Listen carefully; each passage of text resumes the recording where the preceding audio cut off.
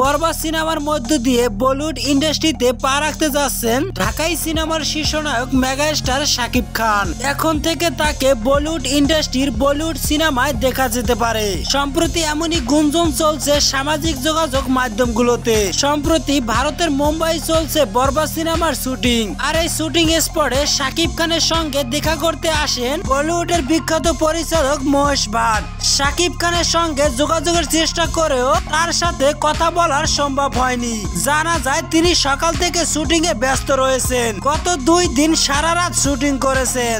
এ বিষয়ে মনির জামানের সঙ্গে কথা বললে তিনি বলেন, মহেশ ভাট এসেছিলেন শাকিব খানের সঙ্গে শুটিং সেটে বসে আড্ডা দিয়েছিলেন। এই সময় বাংলাদেশি সিনেমা নিয়ে তাদের দুজনের মধ্যে অনেক কথা হয়েছিল।